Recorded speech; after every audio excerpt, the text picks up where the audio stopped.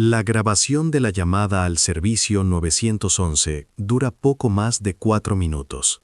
Una voz femenina, agitada, pero contenida. La madre informa que su hija Shannon no regresó a casa de la escuela.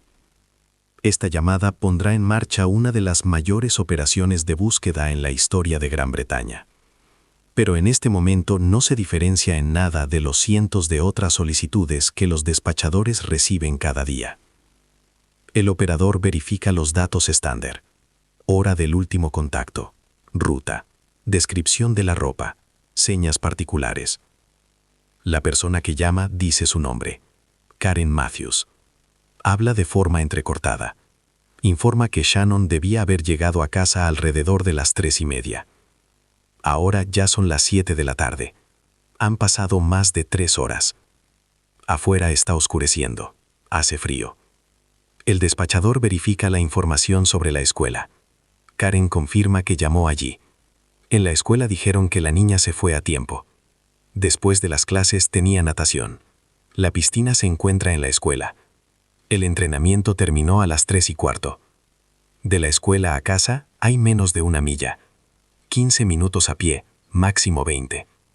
Incluso con un retraso en el camino, este intervalo no explica una ausencia de varias horas. El operador registra las señas: cabello rubio, constitución delgada, uniforme escolar, jersey gris y falda gris, abrigo negro. Lleva consigo una mochila y una bolsa de natación. La voz de Karen se vuelve más baja. Menciona a otros niños. Son muchos. La casa está llena, pero falta precisamente Shannon. La siguiente pregunta es por protocolo: si Shannon tiene la costumbre de irse sin avisar. Karen responde negativamente. Según sus palabras, eso no había sucedido. Shannon siempre regresaba a casa. A la dirección Moorside 24 envían una patrulla. El barrio se llama Dewsbury Moor, uno de los barrios desfavorecidos de West Yorkshire. Alto desempleo, bajos ingresos, dependencia de los pagos sociales. Hileras de casas adosadas idénticas, asfalto mojado, luz tenue de las farolas. 2 oficiales salen del coche y llaman a la puerta. Abre una mujer. Baja, algo rellenita, con cara de cansancio. Es Karen Matthews, 32 años. Adentro hay poco espacio y mucho ruido. En la casa están sus hijos, de diferentes edades. Los oficiales hacen preguntas, inspeccionan las habitaciones, revisan cada estancia. En esta etapa, están obligados a descartar las explicaciones más simples. Shannon no está en la casa. La información se transmite a la comisaría. Señas, dirección, hora, última ubicación confirmada. En la base de datos aparece un registro de desaparición. La última vez que vieron a Shannon fue alrededor de las 3 de la tarde cerca de la escuela Westmore. Son casi las 8 de la tarde. La temperatura desciende a 0. En la calle ya está oscuro. Los oficiales toman la decisión de no posponerlo. Este caso no encaja en los marcos de un retraso habitual. Se requieren fuerzas adicionales. Se forman grupos de búsqueda. Comienzan a peinar el barrio inmediatamente. En esta noche de febrero del año 2008, en Dewsbury, pocos duermen tranquilos. En el centro de lo que sucede está la mujer que acaba de llamar al 999, Karen Matthews. Una madre que parece destrozada por el dolor. Al menos, así es exactamente como se ve desde fuera. Mientras la policía desplegaba la operación de búsqueda, los investigadores comenzaron a recopilar información sobre a quién buscaban. Shannon Matthews estudiaba en la escuela primaria Westmore, la misma de donde no regresó a casa. Los maestros la describían como tranquila y retraída. No buscaba llamar la atención y no causaba problemas. En las clases se comportaba con calma, trataba de no destacar y se mantenía al margen. En las fotografías escolares, una niña delgada y rubia con una mirada contenida. Nada llamativo. Una alumna común de una escuela británica común. Tal vez notablemente más callada que la mayoría de sus compañeros. Los vecinos de Moorside conocían a Shannon como educada y obediente. No desaparecía en la calle hasta tarde, no hacía gamberradas, no se metía en problemas. A veces la veían jugando en el patio con otros niños, a veces yendo a la escuela o regresando a casa. Estas escenas no causaban alarma y no se recordaban. A primera vista, todo parecía simple. Pero tras un examen más atento, el panorama se volvía más complejo. Shannon vivía en la casa número 24 de la calle Moorside, una pequeña casa adosada en una hilera de casas iguales. Adentro, ruido constante y falta de espacio, porque Shannon no era la única en la familia, y ni siquiera la segunda. Karen Matthews tenía 7 hijos de 5 hombres diferentes. Shannon era una de las mayores. Su padre biológico era Leon Rose. Él hacía tiempo que no vivía con la familia y prácticamente no participaba en la vida de la hija. En el momento de la desaparición, Karen estaba en una relación con Craig Meehan, otra pareja que vivía en la casa junto con ella y los niños. Si él trabajaba, era difícil decirlo con certeza. La mayor parte del tiempo estaba en casa o cerca, sin destacar especialmente en nada. La propia Karen no tenía un trabajo fijo. Vivía de los subsidios estatales, pagos por los niños, ayuda por desempleo, apoyo con la vivienda. Estos fondos permitían subsistir, pero no garantizaban estabilidad ni comodidad. El barrio de Dewsbury Moor se consideraba uno de los más problemáticos en West Yorkshire. Alto nivel de desempleo, bajos ingresos, dependencia de los pagos sociales. Para muchas familias, un estilo de vida similar era la norma, y no la excepción.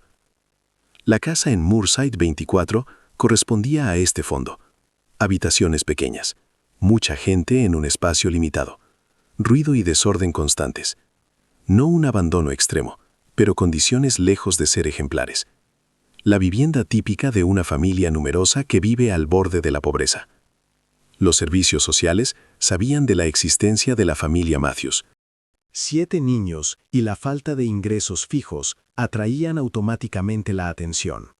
Pero es importante señalar que hasta febrero del año 2008 no se habían registrado señales de alarma graves.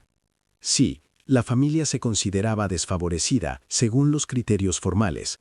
Sí, las condiciones de vida distaban de ser ideales, pero no llegaban quejas de los vecinos, no había notificaciones de la escuela, no se registraban faltas regulares a clases o signos de maltrato. Shannon asistía a la escuela, se veía cuidada, no llegaba con marcas visibles y no se quejaba a los adultos.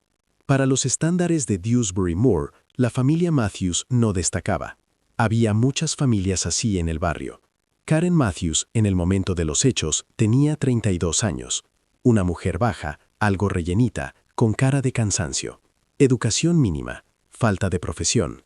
La mayor parte de su vida adulta transcurría entre relaciones, el nacimiento de hijos y la tramitación de subsidios. Los vecinos la trataban de manera diferente. Algunos veían en ella a una madre agotada tratando de lidiar con las circunstancias. Otros la consideraban descuidada e irresponsable, pero la mayoría simplemente no prestaba atención. En este barrio, historias similares eran habituales. De Craig Meehan sabían aún menos. Un hombre tranquilo, discreto, no propenso a conversar. Vivía en la casa, a veces ayudaba con las tareas domésticas, a veces no. Los testimonios diferían. Él no era el padre de Shannon y no tenía vínculo biológico con ella. Exactamente ese panorama se formaba ante los investigadores en los primeros días. Una familia incompleta, muchos niños, pobreza, un barrio desfavorecido. Pero nada de esto explicaba directamente la desaparición. Shannon no parecía propensa a fugarse. Era tranquila, obediente, sin signos de comportamiento problemático. Nadie informaba de conflictos graves en la familia. No se relacionaba con compañías sospechosas y no faltaba a la escuela. Hasta este momento, nada indicaba una desgracia. El 19 de febrero, Shannon salió de la escuela después de las clases de natación y no llegó a casa. Menos de 1 milla de camino, unos 15 minutos a pie, de día. La policía de West Yorkshire entendía que no había tiempo que perder. Cada hora reduce las posibilidades. Las primeras 48 horas en casos similares tienen una importancia decisiva. La operación de búsqueda comenzó esa misma noche. Para la mañana quedó claro que se trataba de búsquedas a gran escala. Mientras los grupos de búsqueda peinaban las calles de Dewsbury, los investigadores reconstruían la cronología de ese día. Era necesario entender qué había sucedido. ¿Cuándo y dónde vieron a Shannon por última vez? 19 de febrero del año 2008, martes. Un día escolar normal en la escuela primaria Westmore. Shannon llegó a clases como de costumbre. Los maestros no notaron nada inusual. Se comportaba con calma, no llamaba la atención, no se quejaba de nada. Durante el día no hubo ninguna señal alarmante. Después de las lecciones principales, Shannon tuvo clase de natación. La piscina escolar se encontraba en el territorio de la escuela Westmore, por lo que no necesitaba ir a ningún lado. El entrenamiento terminó a las 15:10. Esto está confirmado documentalmente por el registro de asistencia y las declaraciones del entrenador. A las 15:15, Shannon salió de la escuela, sola, con el uniforme escolar, con mochila y bolsa de natación. Varios compañeros de clase vieron cómo se dirigía a casa por su ruta habitual. La distancia desde la escuela Westmore hasta la casa en Moorside es de menos de 1 milla. Incluso si se camina sin prisa, el camino toma unos 15 minutos, máximo 20.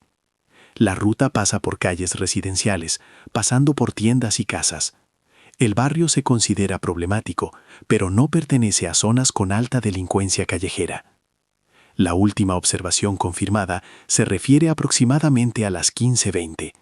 Uno de los residentes locales vio a Shannon a mitad de camino a casa. Iba sola, no se desviaba a ninguna parte y no hablaba con nadie. En su comportamiento no había nada que pudiera alarmar. Después de esto no hay más datos confirmados. Nadie vio cómo Shannon se acercaba a la casa. Nadie vio cómo entraba. En los últimos cientos de metros de su ruta habitual, desapareció. Luego, a los investigadores les interesaba lo que sucedía en casa. Según palabras de Karen Matthews, ella esperaba a su hija hacia las 3:30. Era la hora habitual de regreso después de la escuela y la natación. Cuando Shannon no llegó, Karen al principio no se preocupó. Supuso que la hija podría haberse retrasado en casa de una amiga o haber entrado en una tienda. Pasó 1 hora, luego otra más. Shannon seguía sin regresar. Karen afirmaba que comenzó a llamar a conocidos y familiares, preguntando si habían visto a Shannon. Las respuestas fueron negativas. Después de eso llamó a la escuela. Allí confirmaron que la niña se fue a tiempo, justo después del entrenamiento. Hacia las 6 de la tarde, según palabras de Karen, la preocupación aumentó.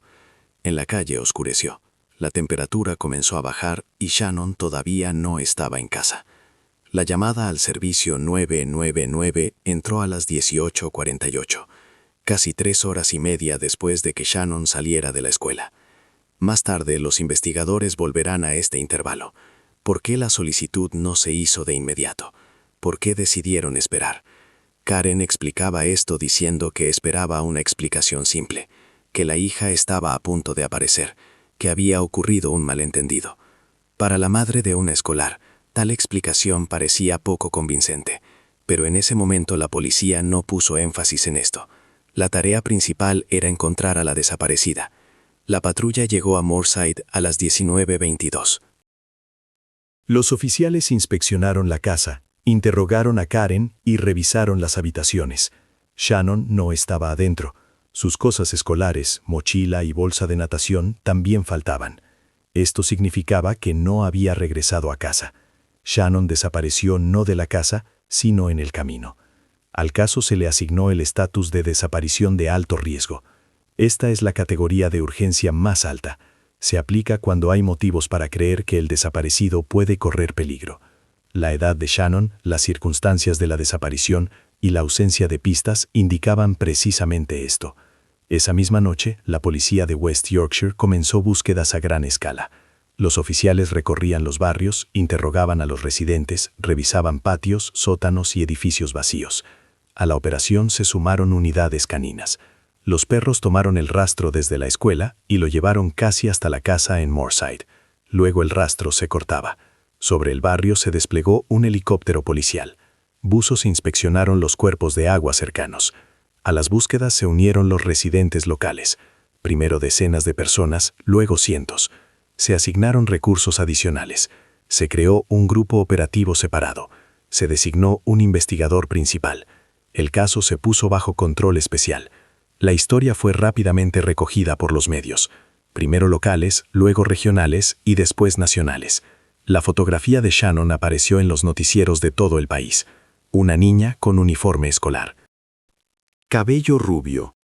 Mirada tranquila. Los paralelismos con otro caso reciente surgieron casi de inmediato. En mayo del año 2007, en Portugal desapareció Madeleine McCann.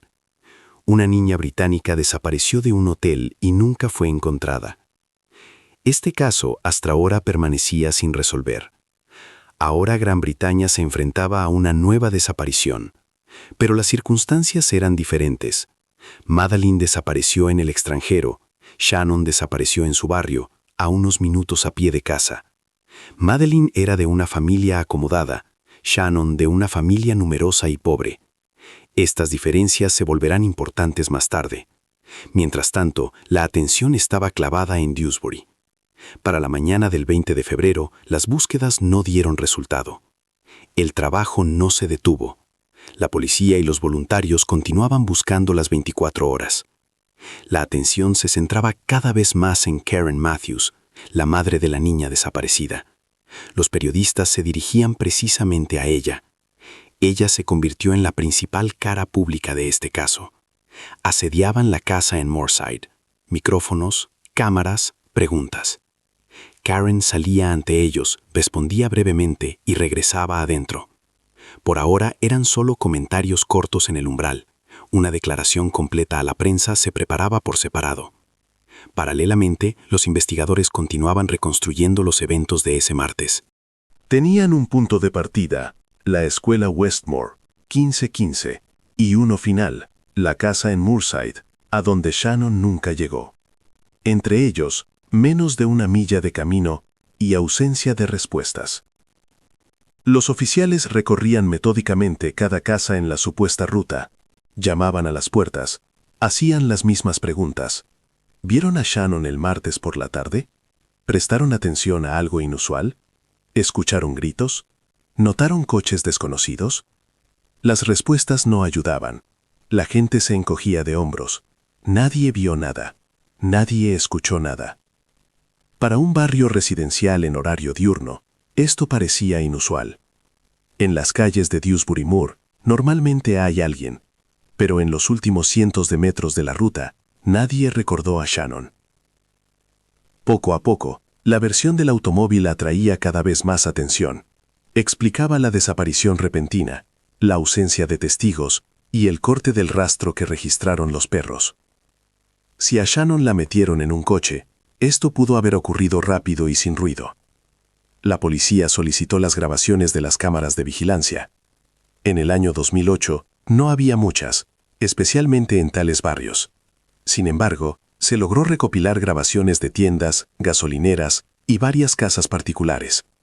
Los analistas revisaban horas de video, tratando de encontrar una silueta familiar o un automóvil sospechoso. La calidad era baja, la resolución mala, los ángulos de visión limitados. El trabajo avanzaba lentamente. Al tercer día de la investigación, apareció una pista concreta. El 21 de febrero, el grupo de búsqueda trabajaba en un pequeño parque no lejos de Dewsbury Moor. Este lugar se encontraba apartado de la ruta entre la escuela y la casa. Shannon normalmente no iba allí. No tenía motivos para desviarse en esa dirección. Uno de los voluntarios notó un objeto bajo los arbustos. Se acercó más. Resultó ser una mochila escolar. Llamaron a la policía de inmediato. Acordonaron el territorio. Los criminalistas registraron el hallazgo. La mochila pertenecía a Shannon. Adentro había cuadernos, libros de texto, un estuche, todo firmado con su nombre. Al lado yacía la bolsa de natación. Este hallazgo arrojaba varias conclusiones claras. En primer lugar, confirmaba que Shannon no regresó a casa. Las cosas estaban con ella cuando salía de la escuela.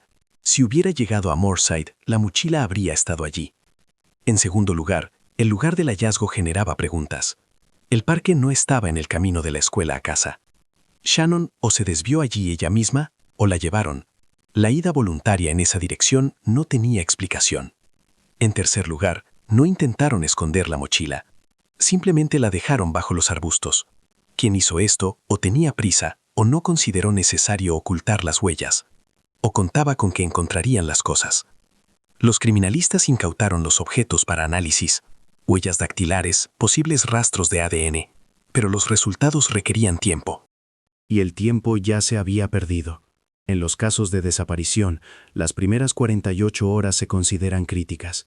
Después de esto, las posibilidades de un desenlace favorable disminuyen. Para el momento del hallazgo de la mochila, este plazo ya había pasado. El hallazgo cambió el lado jurídico de la investigación. Hasta entonces, formalmente se admitía la versión de que Shannon podría haberse ido sola. Ahora dejó de considerarse. Una escolar no deja sus cosas en un parque y no desaparece por varios días sin intervención externa. El caso fue transferido a la Unidad de Investigación de Delitos Graves. Esto significaba la ampliación de poderes y la participación de investigadores que se ocupan de secuestros. La palabra secuestro comenzaron a usarla abiertamente, en los informes policiales, en las noticias, en las conversaciones de los residentes locales. Alguien se llevó a Shannon. Alguien la retiene ya por tercer día. La policía preparaba un comunicado oficial a la opinión pública. El servicio de prensa planeaba una gran conferencia. Se necesitaba una cara que se dirigiera directamente, una persona que provocara compasión y atrajera la atención. La elección era obvia. Karen Matthews aceptó presentarse ante las cámaras. Una madre pidiendo que le devuelvan a su hija. Esto debía convertirse en el momento clave de la campaña mediática. Ella se preparaba para esta intervención. La intervención fue coordinada con la policía. Mientras el servicio de prensa preparaba el comunicado público, los investigadores se ocupaban de un trabajo rutinario pero necesario. En los casos de secuestros hay una regla. En primer lugar, verifican el círculo cercano. Las estadísticas muestran que, en la mayoría de los casos, la persona implicada en el delito conoce a la víctima. A menudo es un pariente, un amigo de la familia o una expareja. El círculo cercano de Karen Matthews era extenso. 7 hijos de 5 hombres diferentes. Esto significaba al menos 5 exparejas con las que se requería hablar, más el actual conviviente Craig Meehan, más sus parientes y conocidos, más los parientes de la propia Karen, vecinos, amigos, personas que visitaban la casa regularmente. Los investigadores elaboraron una lista. En ella resultaron haber varias decenas de nombres. Había que interrogar a cada uno, verificar dónde se encontraba el 19 de febrero entre las 3 y las 7 de la tarde, averiguar si tenía acceso a transporte, entender el carácter de las relaciones con la familia Matthews. El primero en la lista estaba Leon Rose, el padre biológico de Shannon. Él hacía tiempo que no vivía con la familia y, según palabras de Karen, prácticamente no participaba en la vida de la hija. Sin embargo, formalmente seguía siendo el pariente más cercano por línea paterna. Encontraron a Rose y lo interrogaron. Él confirmó que se comunicaba con Shannon rara vez, la veía de vez en cuando. La relación con Karen terminó hace muchos años y no mantenía vínculos con la antigua familia. A la pregunta de dónde se encontraba el día de la desaparición, Rose respondió de inmediato. Estaba en el trabajo, todo el día, desde la mañana hasta la tarde. Los colegas podían confirmarlo. Los registros de tiempo de trabajo también. Verificaron la coartada. Se confirmó. Leon Rose fue excluido del número de sospechosos. Luego seguían los otros padres de los hijos de Karen. En total, 5 hombres. Había que encontrar e interrogar a cada uno. Esto resultó no ser sencillo. Algunos habían roto todos los contactos hacía tiempo e incluso no sabían qué estaba pasando. Otros vivían lejos de Dewsbury. Otros no mantenían relaciones con sus hijos biológicos. Los encontraban uno tras otro. Los citaban para conversar. Verificaban las declaraciones. Todos tenían coartadas de diferente grado de fiabilidad. Alguien estaba en el trabajo. Alguien estaba en otra ciudad. alguien en casa con una nueva familia, y esto se confirmaba por testigos. Pero una persona de esta lista atrajo especial atención de los investigadores. Era una de las exparejas de Karen. Tenía antecedentes penales, no por un delito relacionado con secuestros, sino por violencia doméstica. En el pasado, había usado la fuerza contra su conviviente.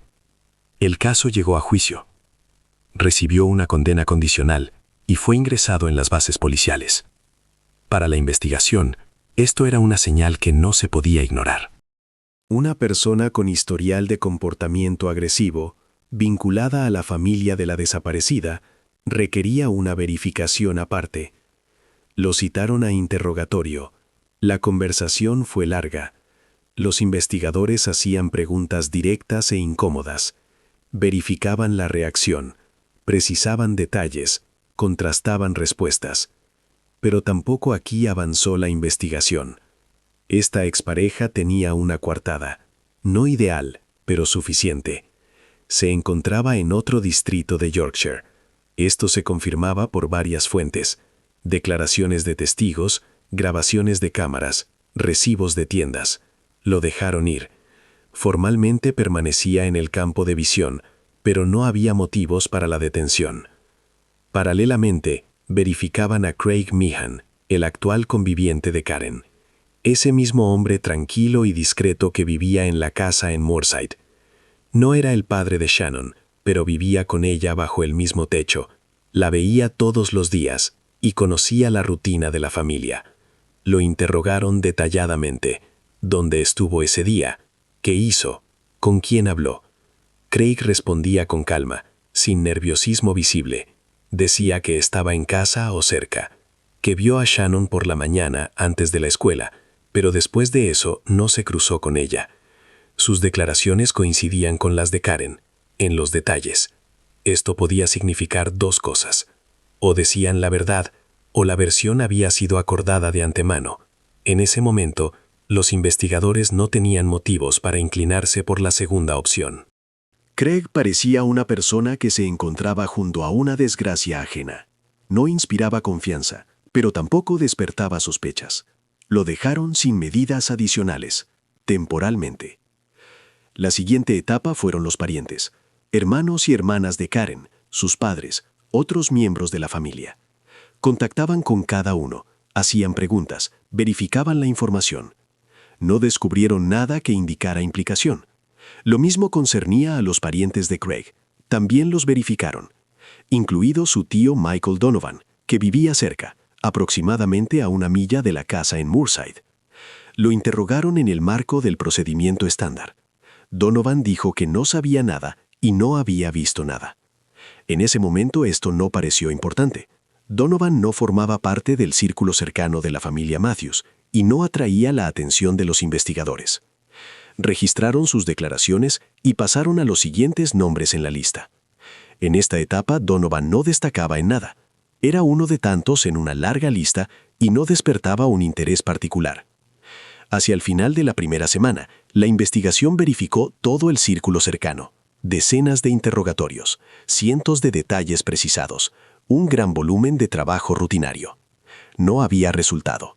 Ni una sola persona contra la cual se pudieran presentar sospechas fundadas. La versión de que a Shannon la secuestró alguien conocido no se confirmaba. A primer plano salía de nuevo la versión sobre una persona ajena, un secuestro casual.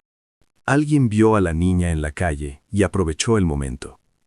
Tales casos son raros, pero ocurren, y son precisamente los que resultan más difíciles de investigar. El trabajo continuaba, las búsquedas no cesaban, los voluntarios seguían peinando el barrio, la línea directa recibía llamadas. Pero dentro del grupo de investigación crecía la comprensión. Sin nueva información, el caso no avanzaría. Se necesitaba un impulso externo, un testigo, una grabación de cámara, cualquier detalle que sacara la investigación del círculo vicioso. Quedaba una herramienta más, la publicidad. Karen Matthews estaba lista para salir ante las cámaras. A la investigación no le quedaban otras jugadas en ese momento. El 22 de febrero, al cuarto día de la desaparición, tuvo lugar una conferencia de prensa en Dewsbury. La policía la organizó en el centro comunitario local. Al evento llegaron periodistas de toda Gran Bretaña. Los canales de televisión nacionales transmitían en directo. En la mesa, frente a los micrófonos, estaban sentadas varias personas: el investigador principal, el secretario de prensa de la policía de West Yorkshire, un representante de las autoridades locales y Karen Matthews. Karen se veía demacrada, rostro pálido, ojos enrojecidos, cabello recogido descuidadamente. Llevaba un jersey sencillo, claramente no nuevo. Frente a ella, sobre la mesa, yacía un pequeño oso de peluche, el juguete favorito de Shannon. Cuando Karen comenzó a hablar, le temblaba la voz. Se dirigía directamente a quienes pudieran retener a su hija. Pedía que devolvieran a Shannon. Decía que la niña necesitaba estar en casa, que la familia la espera, que no guardan rencor y solo quieren una cosa: que todo termine. Varias veces Karen hizo pausas, se secaba las lágrimas, tomaba en sus manos el oso de peluche y lo apretaba contra sí. Las cámaras registraban cada movimiento. La conferencia de prensa se convirtió rápidamente en un llamamiento emocional de una madre a personas desconocidas de las que, según se creía, dependía el destino de su hija. El investigador principal también hizo una declaración. Se dirigió a la opinión pública pidiendo ayuda. Cualquier información podía tener importancia, incluso un detalle que pareciera irrelevante. Instó a todos los que vieron algo sospechoso el 19 de febrero a contactar con la policía. Por separado, se dirigió a quienes pudieran retener a Shannon, con un llamamiento a liberarla y hacerlo lo antes posible. La conferencia de prensa duró alrededor de media hora. Después de la parte oficial, Karen respondió durante algún tiempo más a las preguntas de los periodistas. Repetía una y otra vez la misma petición: que le devolvieran a su hija. El efecto de la intervención fue notable casi de inmediato. Ese mismo día, la cantidad de llamadas a la línea directa creció varias veces. La gente informaba sobre coches sospechosos, extraños raros, conversaciones y sonidos escuchados. La mayoría de estos mensajes no se confirmaban, pero cada uno requería verificación. El movimiento de voluntarios también recibió un nuevo impulso. Si antes en las búsquedas participaban cientos de personas, ahora eran significativamente más. La gente llegaba de otras ciudades, tomaba días libres, se unía en grupos y salía a peinar el barrio. La comunidad local se unió alrededor de la familia Matthews. Los vecinos ayudaban con las tareas domésticas, traían comida, cuidaban a los niños más pequeños. Karen se encontró en el centro de atención y apoyo. Paralelamente comenzó la recaudación de fondos. La idea consistía en crear una recompensa monetaria por información que ayudara a encontrar a Shannon. La iniciativa fue apoyada por empresarios locales.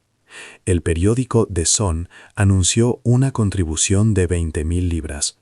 Otras publicaciones y particulares se unieron. En unos días, la suma creció hasta 50.000 libras. Para Dewsbury Moor era un dinero enorme. Muchas familias en el barrio vivían con unos cientos de libras al mes. Tal suma podía convertirse en un estímulo serio para aquellos que saben algo pero temen hablar. La policía contaba con que la recompensa ayudaría, que alguien del entorno del secuestrador decidiera contactar, que el miedo se diera lugar al beneficio. Karen Matthews, mientras tanto, se convirtió en participante constante de los noticieros. Su rostro aparecía regularmente en las pantallas de los televisores y en las primeras planas de los periódicos. Los periodistas hacían guardia en la casa de Moorside. Cada salida de Karen a la calle iba acompañada de preguntas y cámaras. Daba entrevistas. Una y otra vez contaba la misma historia. Sostenía el oso de peluche y pedía ayuda. La reacción pública era compasiva. La historia se percibía como la tragedia de una familia numerosa y pobre de un barrio desfavorecido. La gente hablaba de injusticia y de que casos similares no debían quedar sin atención. Las comparaciones con el caso de Madeleine McCann continuaban sonando, pero ahora en otra clave. Los periodistas discutían el contraste social. Una desaparición ocurrió en el extranjero, la otra en casa. Una familia era acomodada, la otra vivía de subsidios. Estas diferencias se convirtieron en parte de la discusión pública. Karen participaba activamente en esta ola mediática. Aparecía en estudios, grababa llamamientos, salía ante las cámaras. Desde fuera esto parecía intentos persistentes de mantener la atención en el caso y no dejar que desapareciera de las noticias. Los investigadores observaban lo que sucedía atentamente. La publicidad era parte de la estrategia elegida y Karen jugaba un papel importante en ella. Sin embargo, algunos detalles de su comportamiento comenzaban a atraer la atención. Pequeñas incongruencias, la manera de responder a las preguntas, lo que no salta a la vista de inmediato. Por ahora estas observaciones permanecían dentro del grupo de investigación. La tarea principal seguía siendo la búsqueda de Shannon. La suma de la recompensa continuaba creciendo. Hacia finales de febrero alcanzó las 50,000 libras. La gente seguía donando. La esperanza aún se conservaba. Se suponía que en algún lugar Shannon todavía estaba viva. Y cada día sin noticias hacía este desenlace cada vez menos probable. Mientras la opinión pública donaba dinero y esperaba un desenlace favorable, dentro del grupo de investigación transcurrían otras conversaciones. Los detectives que trabajaban diariamente con Karen Matthews comenzaron a notar detalles que no encajaban en la imagen de la madre de una niña desaparecida. Todo comenzó con pequeñeces. Por separado no significaban nada, pero con el tiempo comenzaron a formar un cuadro general. Lo primero que llamó la atención fue el comportamiento de Karen inmediatamente después de la entrevista. Ante las cámaras lloraba. Se le quebraba la voz. Pero tan pronto como los periodistas apagaban el equipo, se producía un cambio brusco. Uno de los oficiales recordó más tarde que Karen se secó las lágrimas. Sacó el teléfono y comenzó a hablar tranquilamente con alguien. La voz era uniforme. En algún momento incluso sonrió. Por sí mismo esto no probaba nada. La gente reacciona de manera diferente al estrés. Y los investigadores lo entendían. Luego aparecieron las grabaciones de las cámaras de videovigilancia en la comisaría. En ellas, Karen esperaba en el pasillo antes de otra conversación. No sabía que la observaban. En la grabación se veía tranquila, hojeaba una revista, revisaba el teléfono, saludaba amigablemente a los empleados. No había signos de fuerte tensión o estado de abatimiento. Otras grabaciones se veían de manera similar. Ante las cámaras de los periodistas, emociones fuertes. Sin cámaras, comportamiento normal, a veces relajado. El segundo punto concernía al dinero. Karen se interesaba regularmente por la suma de la recompensa. Preguntaba cuánto habían recaudado ya y si la suma crecería. Formalmente no había nada inusual en esto, pero el énfasis alarmaba. Le interesaban no los resultados, sino las cifras. Uno de los detectives recordó más tarde que Karen preguntó una vez a quién le tocaría el dinero si encontraban a Shannon sin la participación de informantes. La pregunta se hizo de paso, pero la recordaron. El tercer punto concernía a la cronología del día de la desaparición. Los investigadores pidieron a Karen varias veces reconstruir los eventos de ese día. Las respuestas cambiaban, se confundía en el tiempo y la secuencia de acciones. Esto se podía explicar por el estrés, pero la confusión concernía a momentos clave. ¿Cuándo se dio cuenta de que algo iba mal y qué hizo en primer lugar? El cuarto punto no estaba relacionado con un episodio concreto. Concernía a la impresión general que Karen producía en quienes trabajaban con ella. Los investigadores experimentados saben cómo se comportan habitualmente los padres en situaciones similares. El comportamiento de Karen no coincidía con esta experiencia. Las emociones aparecían y desaparecían demasiado rápido. Las entonaciones sonaban ensayadas. Para el público esto parecía convincente. Para los profesionales, no. Hacia finales de febrero tuvo lugar una conversación informal dentro del grupo de investigación. Nadie hablaba de pruebas o acusaciones, pero todos estuvieron de acuerdo en que el comportamiento de Karen generaba preguntas. No había evidencias directas, solo observaciones y la sensación de que algunos elementos no cuadraban. Los investigadores tomaron la decisión de reforzar la atención sobre Karen. No un seguimiento en el sentido cinematográfico, sino una fijación más minuciosa de sus acciones fuera de las cámaras. Oficialmente, Karen Matthews seguía siendo la madre de la niña desaparecida, pero dentro del grupo de investigación la actitud cambió. Ahora la miraban como a una persona cuyas acciones requieren atención. Las búsquedas de Shannon continuaban. Los voluntarios no cesaban el trabajo. La línea directa recibía llamadas, pero paralelamente comenzó otro trabajo, silencioso e imperceptible. Los investigadores comenzaron a estudiar más profundamente la vida de Karen Matthews y su entorno. El estudio del entorno de Karen comenzó con los registros telefónicos. Es un procedimiento estándar en casos similares. La policía solicita a los operadores el detalle de las llamadas de todos los vinculados a la investigación. ¿Quién llamó a quién? ¿Cuándo? ¿Cuánto duró la conversación? A veces estos datos no dan nada. A veces abren una nueva dirección. En el caso de Karen Matthews ocurrió lo segundo. Los analistas recibieron los registros de sus llamadas de febrero del año 2008. Varias páginas de cifras, fechas y horas. A primera vista, nada inusual. Llamadas a parientes, vecinos, a la escuela, a la línea directa de la policía. Pero un número se repetía con demasiada frecuencia. Karen llamaba a él varias veces al día, a veces 5 o 6 veces. Las conversaciones eran cortas, de unos minutos, pero la frecuencia misma destacaba sobre el fondo de los demás contactos. Los investigadores verificaron el número en la base de datos. Pertenecía a Michael Donovan. Este nombre ya aparecía en los materiales del caso. Donovan, tío de Craig Meehan, el conviviente de Karen. Lo interrogaron en los primeros días, en el marco de la verificación estándar del entorno. Dijo que no sabía nada y no había visto nada. En ese momento, los investigadores no tenían razones para dudar. Ahora aparecieron razones. La frecuencia de llamadas entre Karen y Donovan no correspondía a sus relaciones oficiales. Según palabras de Karen, ella casi no se comunicaba con la parentela de Craig. Donovan era para ella una persona externa, un pariente de su pareja, con quien no debía haber contactos diarios. Entonces, ¿por qué le llamaba varias veces al día?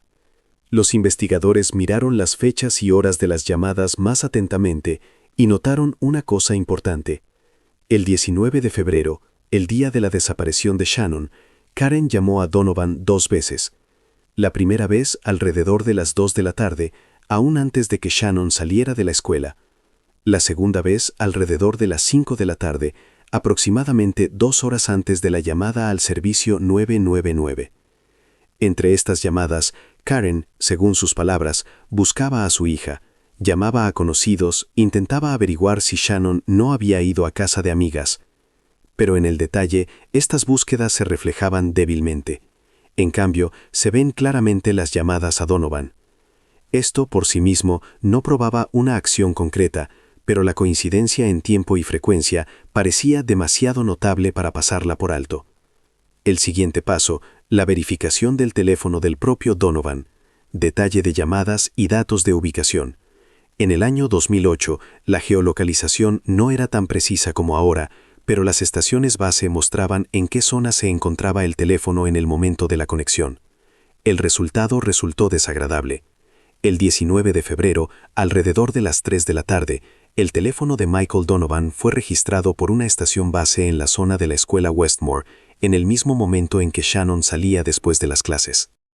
Donovan vivía en otra parte de Dewsbury, aproximadamente a 1 milla de la escuela. En su vida habitual no había una razón obvia para estar allí. No trabajaba cerca, no hablaba de asuntos en esa zona. Y sin embargo, el teléfono resultó estar allí, en el momento necesario y en la zona necesaria. Los investigadores recuperaron las declaraciones de Donovan dadas en los primeros días. Afirmaba que el 19 de febrero lo pasó en casa, no salió a ninguna parte y no vio nada sospechoso. Ahora sus palabras entraban en contradicción con los datos de comunicación. Esto requería una explicación. Donovan mintió sobre su ubicación o, como mínimo, no dijo toda la verdad.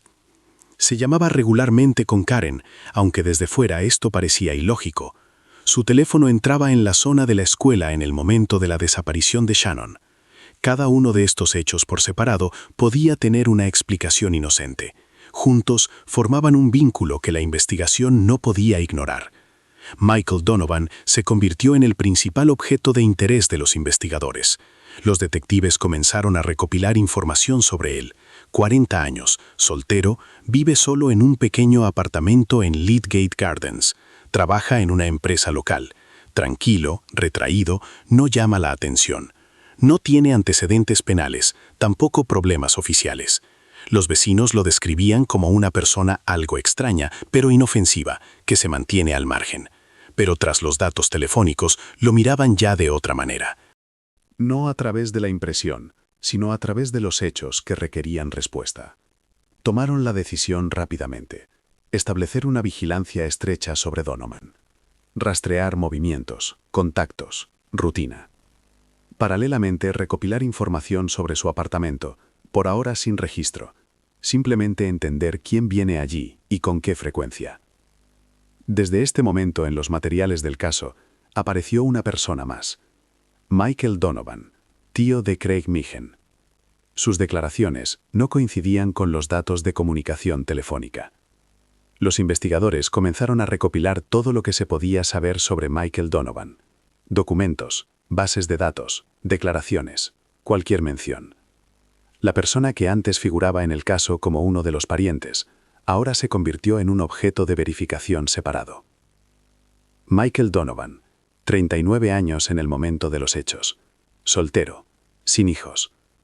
Reside solo en un pequeño apartamento en la dirección Lydgate Gardens, 24. Esto es aproximadamente a 1 milla de la casa de Karen Matthews en Moorside. A pie, unos 20 minutos. En coche, unos minutos. Oficialmente, Donovan constaba como desempleado.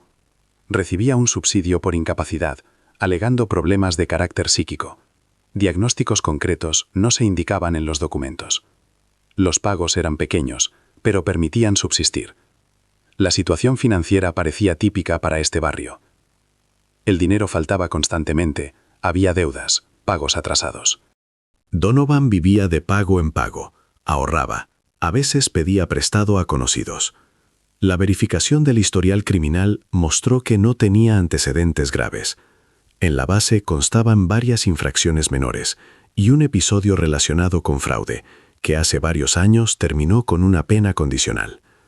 Nada que indicara delitos graves, pero tampoco tenía una reputación impecable. Los vecinos de Lydgate Gardens describían a Donovan aproximadamente igual: tranquilo, retraído, algo extraño.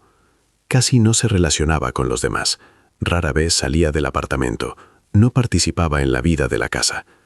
A veces lo veían en la tienda o cerca del portal. El resto del tiempo parecía desaparecer.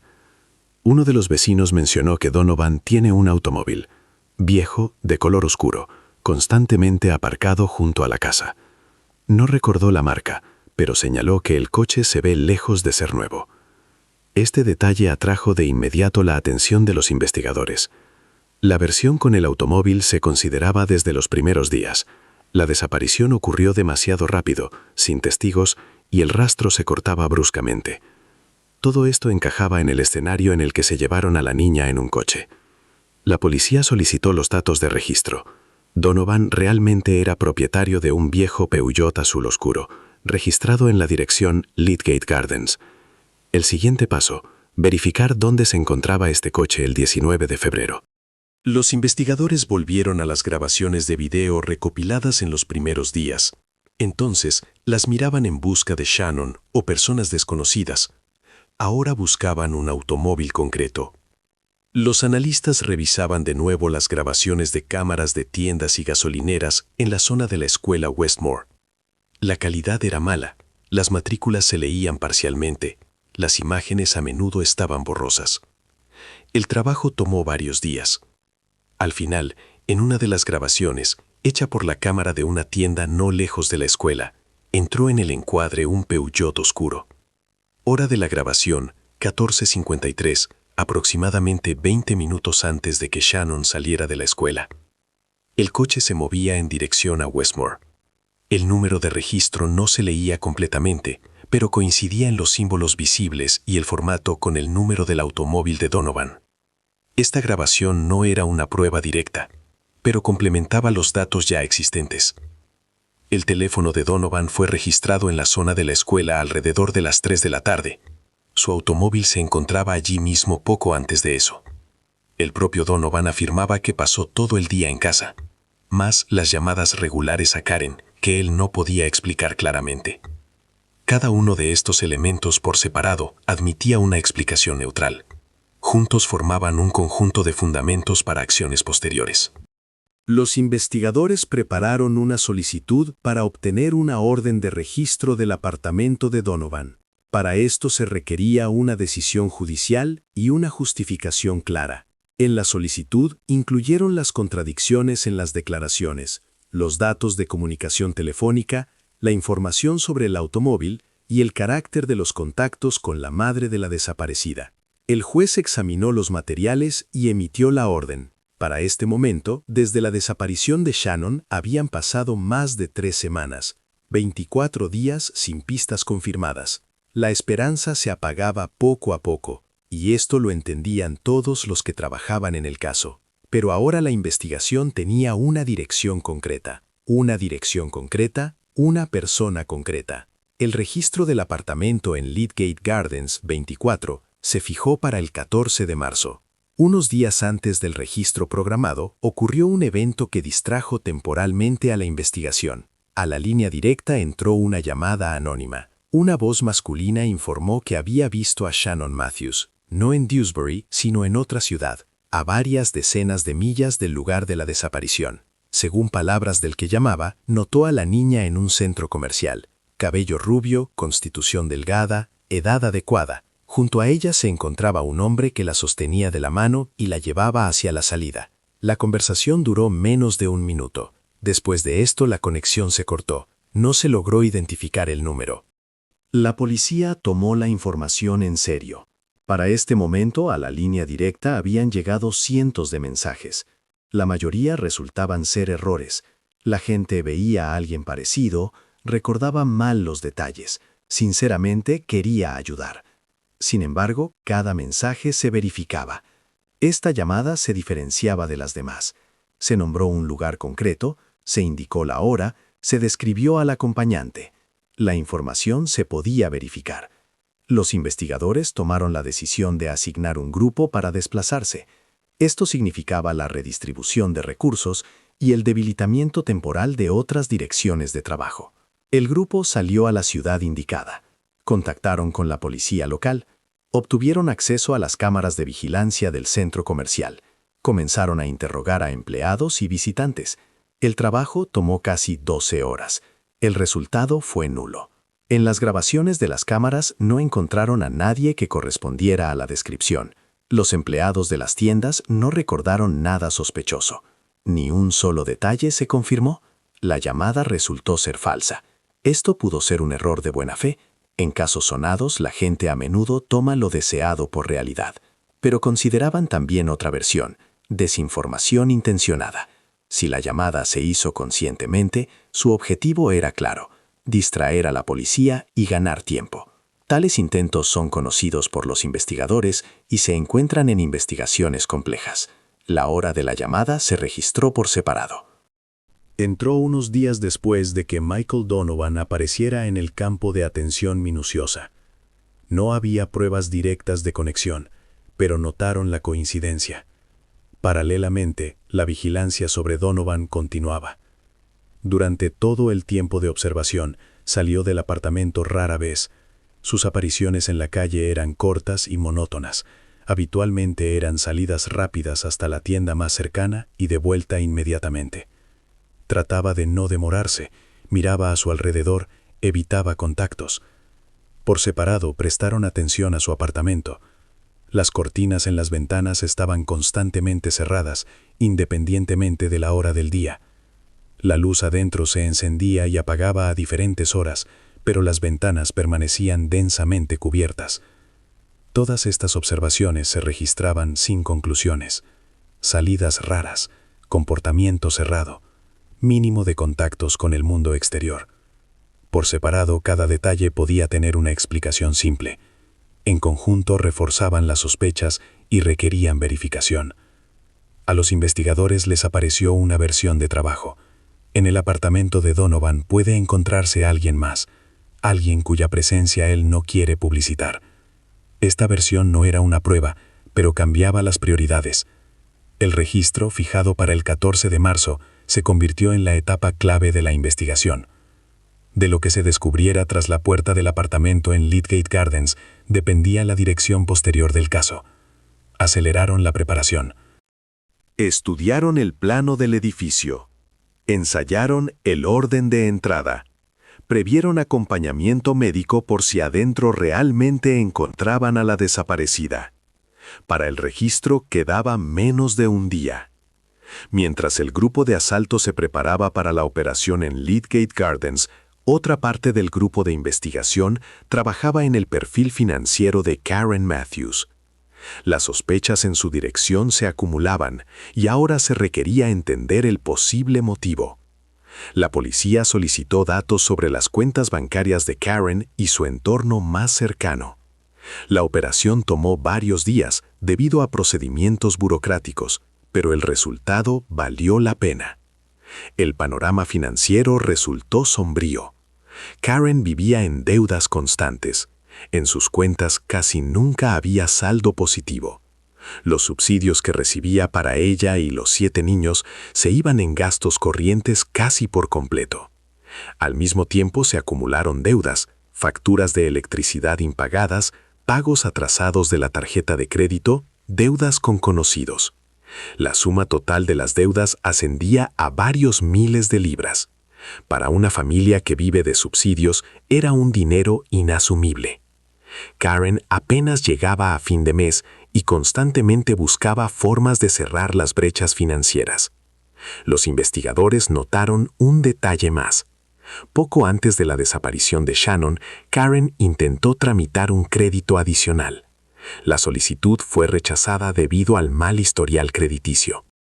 Esto ocurrió a principios de febrero, 2 semanas antes de que Shannon desapareciera. El rechazo del crédito pudo reforzar la sensación de desesperanza. En tal estado, la gente comienza a considerar soluciones que antes parecían impensables. Pero el verdadero punto de inflexión ocurrió cuando los investigadores volvieron a la técnica incautada en la casa de Moorside. En la casa había un viejo ordenador de sobremesa. Lo usaba toda la familia, pero principalmente Karen. El dispositivo fue incautado ya en los primeros días de la investigación en el marco del procedimiento estándar. Entonces lo revisaron rápido, en busca de huellas obvias, correspondencia, últimos contactos, amenazas directas.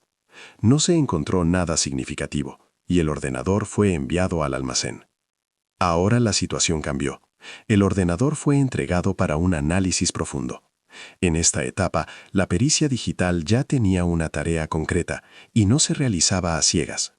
Los especialistas en criminalística digital recuperaron archivos borrados, analizaron el historial del navegador y los registros del sistema. Los resultados fueron inesperados. En el historial de consultas de búsqueda se descubrieron registros hechos unas semanas antes de la desaparición de Shannon. Los temas de las consultas se repetían. Recompensa por desaparecidos. ¿Cuánto pagan por información sobre secuestrados? Fondo Madeleine McCann. ¿Cómo recibir dinero por una persona encontrada? Las consultas de búsqueda databan de enero y principios de febrero del año 2008, antes de la desaparición de Shannon. Los investigadores verificaron quién podía usar el ordenador en ese momento. Según declaraciones de miembros de la familia y vecinos, acceso a él tenían solo Karen y sus hijos mayores. Pero las formulaciones de las consultas, la secuencia de búsqueda y el interés en los detalles indicaban a una persona adulta. La historia con Madeleine McCann alarmó especialmente a la investigación. Este caso era bien conocido en todo el país. Después de la desaparición de la niña en Portugal, los padres crearon un fondo, a través del cual se recogían donaciones. Las sumas se calculaban en millones de libras.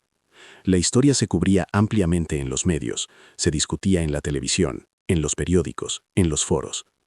Alguien en la casa de Karen Matthews estudiaba esta historia no como una tragedia, sino como un modelo. Le interesaba no el destino de la desaparecida, sino el lado financiero. Cómo se forma la recompensa, quién recibe el dinero, bajo qué condiciones. Estas consultas por sí mismas no eran prueba de delito, pero en el contexto de todo lo que sucedía, parecían inquietantes. Después de ellas desapareció Shannon.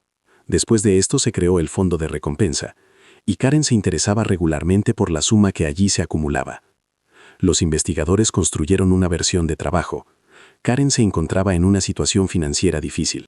Sabía del caso de los McCann y veía qué recursos puede atraer la historia de una desaparecida.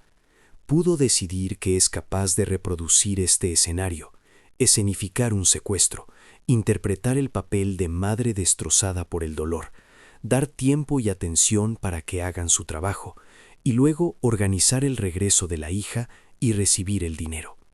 Esta versión explicaba mucho: el extraño comportamiento de Karen, su interés en la recompensa, las contradicciones en las declaraciones, los contactos regulares con Michael Donovan.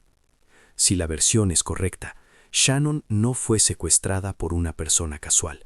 La escondieron intencionadamente, con la participación de una persona a la que se le podía confiar tal papel. Donovan encajaba en esta descripción: pariente del conviviente, que vive cerca, imperceptible para los demás, que tiene un apartamento separado. La versión todavía seguía siendo una teoría. Las consultas de búsqueda y las deudas no probaban la culpa directamente, pero daban un motivo.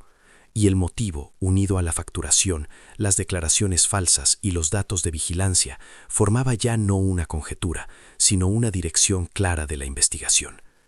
El registro del apartamento de Donovan debía poner el punto final.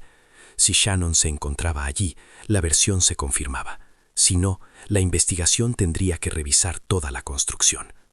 En unas horas, la investigación debía recibir respuestas. El 14 de marzo, temprano por la mañana, Karen Matthews recibió una citación a la comisaría. La formulación era neutral: aclaración de algunos detalles sobre el caso. Nada amenazante, nada sospechoso. Procedimiento habitual. Karen aceptó ir. No tenía razones para negarse. Seguía siendo la madre de la niña desaparecida, y no una sospechosa, al menos oficialmente. En la comisaría la llevaron a la sala de interrogatorios, una habitación pequeña con una cámara bajo el techo, una mesa, varias sillas, equipo de grabación. Todo estándar. Frente a Karen se sentó el investigador principal. A su lado se encontraba un detective que llevaba el acta. La atmósfera permanecía tranquila, casi amistosa. La conversación comenzó con preguntas generales, sobre el estado de salud, sobre cómo sobrelleva lo que sucede, si hay alguna noticia de los parientes.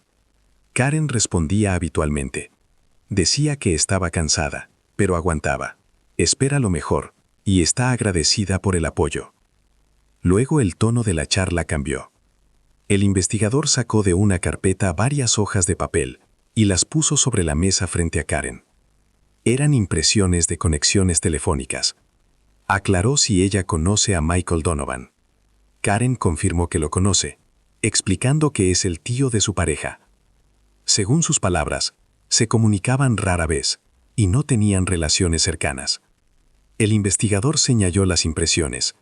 Según los datos del operador de comunicaciones, en las últimas semanas, Karen llamó a Donovan decenas de veces. A veces 5 o 6 veces al día. Tal volumen de contactos no correspondía a la descripción de una comunicación rara. Karen titubeó notablemente. Claramente no esperaba tal giro. Tras una breve pausa, comenzó a explicar que las llamadas podían estar relacionadas con diferentes cuestiones domésticas, peticiones de consejo o interés por la salud. Las explicaciones parecían vagas. El investigador registró las respuestas y continuó. La conversación pasó al día de la desaparición de Shannon. Karen ya había contado más de una vez los eventos del 19 de febrero, pero ahora el investigador pidió reconstruir la cronología con la máxima precisión, por horas y por minutos. Karen comenzó a responder y casi de inmediato empezó a confundirse. En diferentes fragmentos del relato, la hora de los mismos eventos difería. En un caso decía que comenzó a preocuparse alrededor de las 5 de la tarde, en otro más cerca de las 6. Primero afirmaba que llamó a la escuela antes de llamar a las amigas de la hija, luego afirmaba lo contrario. El investigador no interrumpía, y no alzaba la voz. Hacía preguntas aclaratorias y registraba las respuestas. Las contradicciones se acumulaban poco a poco. Luego sobre la mesa se puso una carpeta más. En ella se encontraban las impresiones de las consultas de búsqueda del ordenador doméstico de Karen. El investigador enumeró algunas de ellas relacionadas con recompensas por desaparecidos y con el caso de Madeleine McCann, y se interesó por quién podía buscar esta información.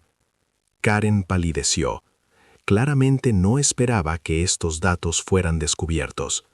Varios segundos guardó silencio, luego comenzó a hablar rápido y de forma entrecortada. Afirmaba que no recuerda tales consultas, que el ordenador lo usaban todos los miembros de la familia, posiblemente los hijos mayores o alguien de los invitados. El investigador aclaró por qué razón los niños o extraños podían interesarse por cuestiones de recompensas por desaparecidos. Karen no pudo dar una respuesta clara. Comenzó a ponerse nerviosa, alzó la voz, empezó a gesticular más activamente. Insistía en que no tiene relación con la desaparición de la hija y que la policía debe buscar a los verdaderos secuestradores. El interrogatorio continuó varias horas. El investigador volvía consecuentemente a los momentos clave. Llamadas a Donovan 1 hora antes de la desaparición de Shannon. Llamadas repetidas 2 horas después. Interés constante en la suma de la recompensa.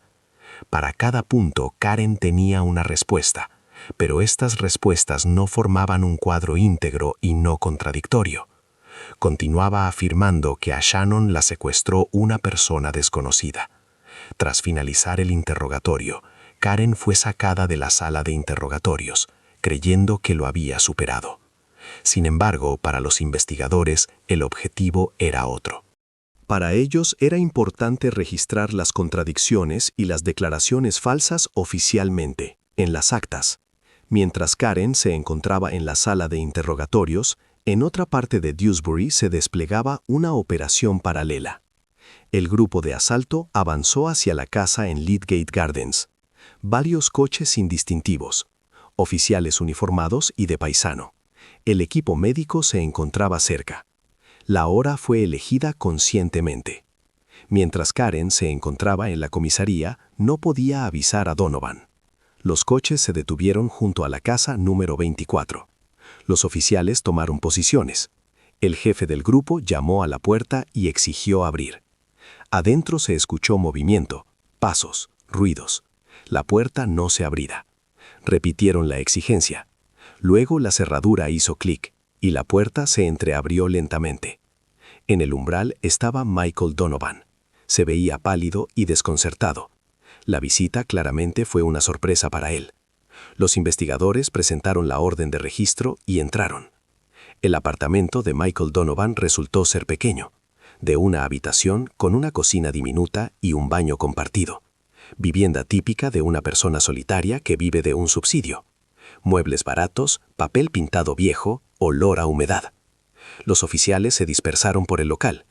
Uno se quedó con Donovan en el pasillo, controlando sus acciones. Los demás procedieron a la inspección. Donovan se comportaba con calma. No se resistía, no hacía preguntas, no exigía abogado. Simplemente estaba de pie y observaba cómo los policías revisaban metódicamente el apartamento. Su rostro permanecía impenetrable, pero las manos le temblaban notablemente. La inspección primaria no dio nada. Revisaron los armarios, miraron bajo la cama, inspeccionaron los cajones de la cocina y el baño. Buscaban cualquier signo de presencia de otra persona. Ropa, objetos personales, huellas de vida cotidiana. No descubrieron nada obvio. El apartamento parecía como si en él realmente viviera una sola persona. Ropa de hombre en el armario, un cepillo de dientes, mínimo de vajilla.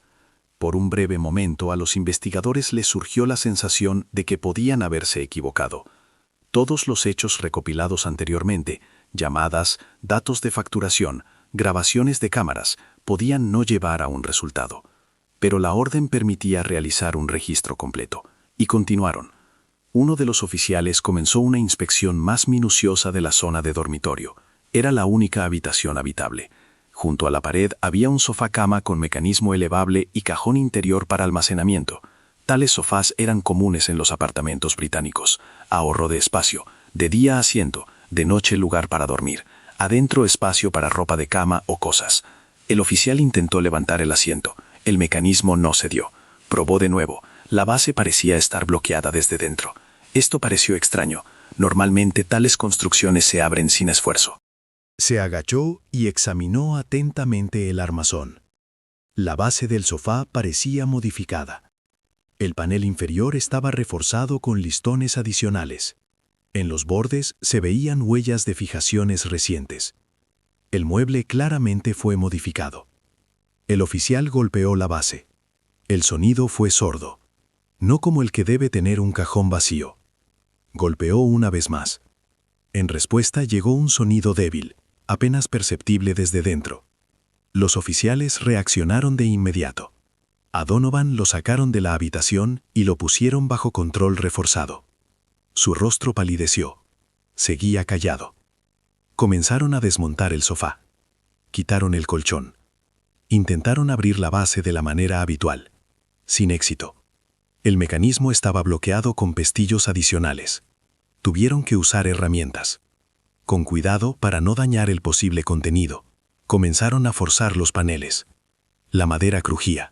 Las fijaciones cedían lentamente. En unos minutos se logró quitar la pared lateral. Dentro, en el estrecho espacio entre el fondo y el armazón, se encontraba la niña. Cabello rubio. Constitución delgada. Uniforme escolar arrugado y sucio. Era Shannon Matthews. Estaba viva. Shannon yacía de lado, con las rodillas encogidas. Los ojos estaban abiertos, pero la mirada permanecía desenfocada. No reaccionaba a la luz y al movimiento. Los oficiales llamaron inmediatamente al equipo médico que esperaba afuera. Cuando los médicos llegaron, a Shannon la extrajeron con cuidado del escondite y la pusieron en una camilla. La inspección primaria mostró que no hay traumas físicos graves, pero su estado causaba alarma. Las reacciones eran retardadas, el pulso lento, las pupilas dilatadas. Todo indicaba el efecto de sedantes. La retenían en estado de supresión medicamentosa. 24 días pasó Shannon en este espacio, en un compartimento estrecho bajo el sofá, aislada del mundo exterior, bajo el efecto de fármacos, en el apartamento de una persona con la que no tenía vínculo personal. A Shannon la llevaron al hospital. Necesitaba examen médico, desintoxicación y ayuda psicológica. Las consecuencias de lo vivido debían manifestarse aún por mucho tiempo. Michael Donovan fue detenido en el lugar. Lo llevaron a la comisaría para interrogatorio.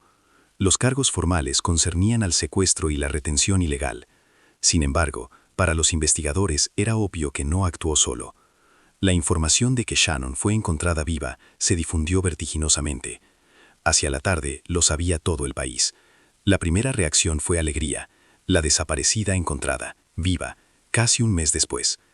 Pero esta alegría resultó ser breve. Muy pronto comenzaron a surgir detalles que cambiaban la percepción de toda la historia. Karen Matthews, en este momento todavía se encontraba en la comisaría después del interrogatorio. Sobre el hallazgo le informaron los investigadores. Observaban atentamente su reacción. No expresó sorpresa, no exigió detalles, no mostró un deseo inmediato de ver a la hija. Solo palideció. Su reacción parecía una confirmación de que el lugar donde todo este tiempo se encontraba Shannon le era conocido. Unas horas después, Karen Matthews fue detenida. La noticia de su detención se difundió por la comisaría en cuestión de minutos. Aún por la mañana, seguía siendo la madre de la niña desaparecida, la cara pública de la tragedia, objeto de compasión. Hacia la tarde del mismo día, su estatus cambió. Antes de formalizar el arresto oficialmente, los investigadores mantuvieron con ella una conversación más. Su carácter difería del interrogatorio anterior. Tras finalizar los procedimientos formales, Karen permanecía en el edificio de la comisaría. En este momento se le acercó de nuevo el investigador principal. Le informó que Shannon fue encontrada viva y descubierta en el apartamento de Michael Donovan en Lydgate Gardens. El investigador observaba atentamente la reacción. Para una persona que no sabía dónde se encontraba su hija todo este tiempo, tal noticia habitualmente provoca una respuesta emocional brusca. Alivio, lágrimas, flujo de preguntas. Deseo de conocer inmediatamente los detalles y verla. La reacción de Karen fue diferente. Palideció, se tensó, bajó la mirada. Varios segundos guardó silencio. En su comportamiento no hubo signos de alegría o alivio. Al contrario, esto parecía una confirmación de la información y no una noticia inesperada. Esta reacción fue registrada y más tarde descrita detalladamente en los informes de servicio. El investigador continuó la conversación, haciendo ya preguntas directas. Si le era conocido dónde se encontraba Shannon, si tomó parte en la organización de esto, si hubo entre ella y Donovan un acuerdo previo. Karen negaba su implicación, afirmaba que no sabía de las acciones de Donovan y no entiende por qué hizo eso. Sin embargo, sus respuestas ya no tenían el peso anterior. La reacción al mensaje sobre el hallazgo de la hija se convirtió para la investigación en un importante indicador psicológico. Paralelamente, en otra parte de la comisaría, interrogaban a Michael Donovan. Lo llevaron allí inmediatamente después de la detención. A diferencia de Karen, él no intentó mantener la versión de inocencia. Solicitó un abogado, recibió asesoramiento jurídico y después de esto aceptó dar declaraciones. Donovan contó detalladamente lo sucedido, describió cómo surgió la idea, quién fue su iniciador y qué papel jugó él mismo. Indicó fechas, secuencia de acciones, condiciones en las que se retenía a Shannon y el final supuesto de esta historia. Las declaraciones fueron registradas en video y formalizadas en forma de actas. Donovan firmó los documentos en presencia del abogado. Esto resultó suficiente. A Karen Matthews la detuvieron oficialmente bajo sospecha de organización de secuestro y retención ilegal. El procedimiento transcurrió en el orden establecido. La pusieron en una celda de detención preventiva. Intentaba impugnar las acusaciones, insistía en su inocencia y afirmaba que Donovan da declaraciones falsas. Sin embargo, el conjunto de materiales recopilados hablaba por sí mismo. Los investigadores disponían de huellas digitales, detalle de llamadas, resultados de vigilancia, declaraciones de Donovan y la reacción registrada de Karen a la noticia clave. Estos elementos se unían en un cuadro único. Ahora quedaba reconstruir la cronología completa de los eventos, día tras día, desde el 19 de febrero hasta el 14 de marzo. Entender cómo exactamente se desarrolló el plan, quién tomaba las decisiones y en qué etapa todo salió mal.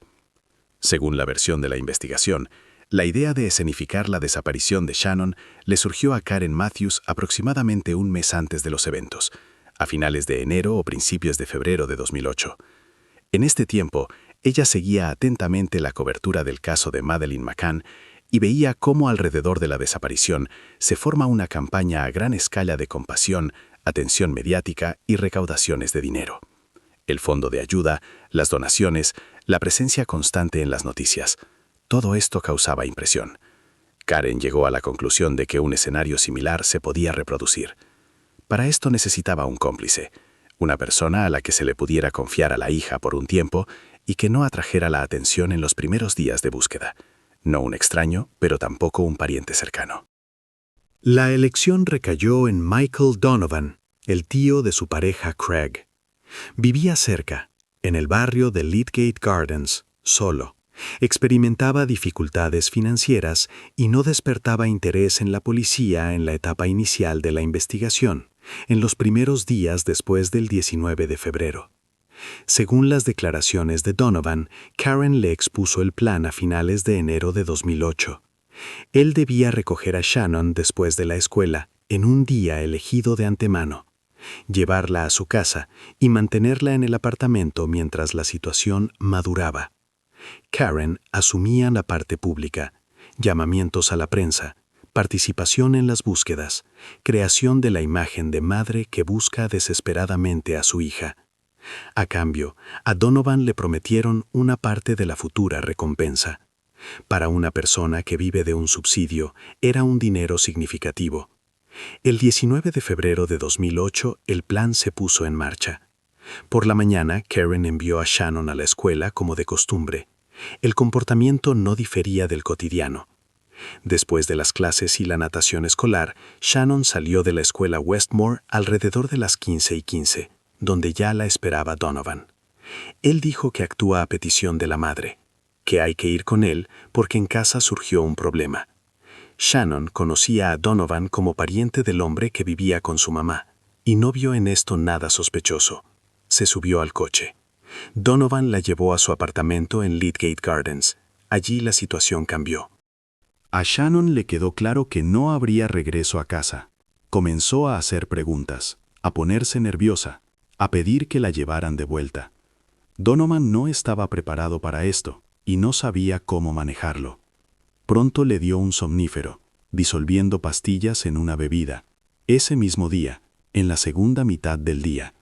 Según sus palabras, eran fármacos comunes adquiridos sin receta. Después de esto, Shannon se durmió. Así comenzó su retención. Durante los siguientes 24 días, del 19 de febrero al 14 de marzo de 2008, Shannon se encontró en el apartamento de Donovan. La mayor parte del tiempo, en estado de somnolencia pronunciada. Donovan le daba regularmente sedantes para que no hiciera ruido y no intentara irse. Al segundo o tercer día después de la desaparición, aproximadamente el 21-22 de febrero, equipó un escondite en la base del sofá-cama. Modificó la construcción, instaló fijaciones adicionales y creó un espacio en el que podía caber una persona de baja estatura. El escondite se usaba cuando Donovan salía del apartamento o temía visitas. Karen estaba al tanto de lo que ocurría. Las conexiones telefónicas confirman contactos regulares entre ella y Donovan a lo largo de todo el período desde finales de febrero hasta principios de marzo. Según sus declaraciones, ella se interesaba por el estado de Shannon, daba instrucciones y discutía los pasos posteriores. Los sedantes los proporcionaba parcialmente Karen. Los adquirían en diferentes farmacias durante febrero para no atraer la atención. La entrega ocurría durante encuentros raros o a través de terceros. Públicamente, Karen continuaba interpretando el papel de madre de la víctima. Intervenciones ante las cámaras, lágrimas, llamamientos a los secuestradores, interés constante en la suma de la recompensa, especialmente después de la conferencia de prensa del 22 de febrero. El dinero era el elemento clave del plan. La operación pensaban terminarla cuando la suma alcanzara el nivel deseado. El final se suponía de diferentes maneras. Una llamada anónima con una pista, un hallazgo casual, cualquier opción en la que el regreso de Shannon pareciera natural y el origen del dinero legal. Pero el esquema falló. Los datos de comunicación, las grabaciones de cámaras y las contradicciones en las declaraciones llevaron a la investigación hacia Donovan a principios de marzo. El registro de su apartamento el 14 de marzo de 2008 puso el punto final en la realización del plan. El experimento de investigación, realizado más tarde, confirmó la reconstrucción. La ruta de la escuela al apartamento, las dimensiones del escondite, los intervalos temporales, todo coincidía. La pericia mostró una exposición prolongada a sedantes en dosis no peligrosas para la vida, pero suficientes para suprimir la actividad. El examen médico de Shannon confirmó las consecuencias de la exposición prolongada a fármacos y la necesidad de rehabilitación. Ella sobrevivió y ahora estaba a salvo. Karen Matthews y Michael Donovan esperaban el juicio. El proceso judicial comenzó en noviembre de 2008 en el Tribunal de la Corona de Leeds. La sala estaba abarrotada de periodistas, observadores y representantes del público. El interés en el caso no se apagaba desde el momento del arresto de Karen Matthews y Michael Donovan. A los acusados se les imputaban secuestro, privación ilegal de libertad y acciones dirigidas a inducir a error a la investigación. El fiscal presentó al tribunal todo el conjunto de pruebas recopiladas durante la investigación. Detalle de conexiones telefónicas, datos sobre la ubicación de dispositivos móviles, consultas de búsqueda del ordenador doméstico de Karen, declaraciones de confesión de Donovan, resultados de la pericia médica de Shannon, grabaciones de cámaras de vigilancia, actas de interrogatorios con contradicciones registradas. Cada uno de estos elementos por separado indicaba la implicación de los acusados. En conjunto formaban un cuadro íntegro y consecuente de lo sucedido. La acusación subrayó por separado el carácter del delito. Una madre que usó a su propia hija como medio para obtener dinero. una mujer que a lo largo de varias semanas indujo conscientemente a error a la policía, a la opinión pública y a la prensa, que demostraba públicamente desesperación sabiendo dónde se encontraba en realidad Shannon. La defensa de Karen Matthews se basaba en varios argumentos clave. Los abogados aludían a las capacidades intelectuales limitadas de la acusada. La pericia psicológica mostró que el nivel de su inteligencia se encontraba en el límite inferior de la norma. La defensa afirmaba que Karen no era plenamente consciente de las consecuencias de sus acciones y cedía fácilmente a la influencia. También se señalaban las difíciles circunstancias sociales de su vida: pobreza crónica, falta de educación, familia numerosa, dependencia de subsidios y falta de apoyo estable. La línea de defensa se reducía a que a Karen se la debía considerar no como una organizadora de sangre fría, sino como una persona que actuaba en condiciones de extrema insolvencia vital. La defensa de Michael Donovan se atenía a una posición similar. Sus abogados insistían en que él se encontraba bajo presión por parte de Karen, cumpliendo el papel de ejecutor. Se subrayaban su aislamiento social, problemas psicológicos y falta de experiencia criminal comparable con la gravedad de las acusaciones. El tribunal escuchó a ambas partes. El proceso continuó varias semanas. En diciembre de 2008, el jurado se retiró para emitir el veredicto. La decisión fue unánime. Karen Matthews y Michael Donovan fueron declarados culpables de todos los puntos de la acusación. El juez, al anunciar la sentencia, no ocultó su actitud hacia lo sucedido. Caracterizó el delito como extremadamente grave y moralmente inaceptable. En su discurso, el juez señaló que Karen Matthews traicionó la confianza de su propia hija, explotó conscientemente la compasión pública y a lo largo de varias semanas mantuvo una versión falsa de los eventos. La sentencia para ambos acusados resultó ser la misma: 8 años de privación de libertad. Karen Matthews escuchó la decisión sin emociones visibles. La mujer, cuyo dolor público hacía poco se transmitía a todo el país, estaba sentada inmóvil, sin reaccionar a las palabras del juez. Donovan tampoco mostró reacción. Tras el anuncio de la sentencia, lo sacaron de la sala del tribunal bajo escolta. Afuera del edificio se reunió una multitud. La gente gritaba insultos, expresaba indignación y exigía un castigo más severo. La policía tuvo que garantizar la protección y el acompañamiento del transporte penitenciario. 8 años de privación de libertad, con posibilidad de libertad condicional anticipada después de 4 años con buena conducta. A muchos este plazo les pareció desproporcionadamente suave, pero la sentencia fue dictada en el marco de la legislación vigente. Tras dictarse la sentencia, las consecuencias de esta historia no terminaron junto con el proceso judicial. Continuaron desarrollándose años después. Shannon y los otros 6 hijos de la familia de Karen Matthews fueron entregados bajo la tutela del Estado. El tribunal tomó la decisión de la privación total e indefinida de los derechos parentales de Karen. Ninguno de ellos volvió más a la casa en Moorside. Los ubicaron en familias de acogida en diferentes regiones del país. Las identidades fueron clasificadas, las nuevas direcciones no se revelaron. Cualquier contacto con la madre biológica oficialmente prohibido. Shannon recibió un nuevo nombre y fue sacada del campo público. Los detalles de su vida posterior no se revelan hasta ahora por razones de seguridad. Se sabe solo que pasó un largo curso de rehabilitación psicológica y estuvo bajo observación de especialistas durante varios años después del rescate.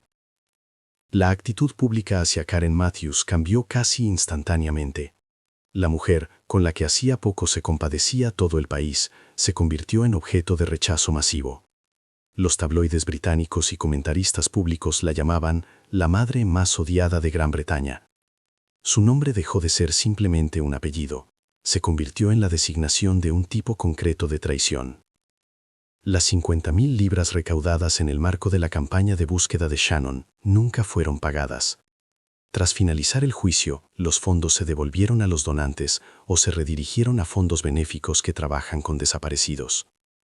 En el año 2012, Karen Matthews fue liberada bajo libertad condicional, habiendo cumplido la mitad del plazo asignado. Michael Donovan salió en libertad aproximadamente en el mismo periodo. A ambos les proporcionaron nuevos documentos y un lugar de residencia cerrado. Estas medidas se tomaron debido a amenazas reales por parte de la sociedad. Tras la liberación, Karen Matthews varias veces volvió a caer en el campo de visión de la prensa. La reconocían, a pesar de los intentos de cambiar de apariencia y ocultar el pasado. Cada aparición así provocaba una reacción brusca. En todos los años, ella nunca hizo una declaración pública con reconocimiento de culpa. No pidió disculpas a la hija. No intentó explicar o asimilar lo sucedido. La historia de Karen Matthews quedó en la crónica criminal británica como uno de los ejemplos más ilustrativos de cómo el beneficio personal y el cálculo frío pueden destruir la confianza básica entre un padre y quien se encontraba bajo su protección. Sin mística, sin motivos complejos. Simplemente un crimen cometido por aquellos de quienes menos se espera una amenaza.